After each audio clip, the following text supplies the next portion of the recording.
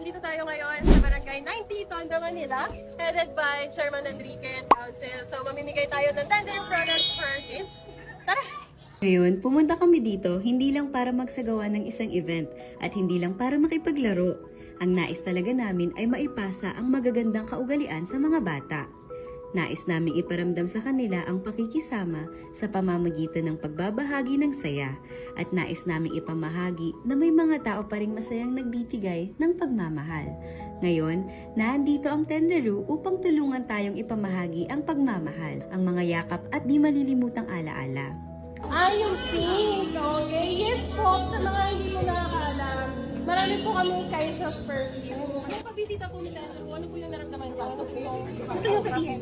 Nagpapasalamat ako na nakapunta kayo rito, lalo na sa aking mga council, mga tanod. Anong pakiramdam na nabisita kayo ng Tenderu sa inyo?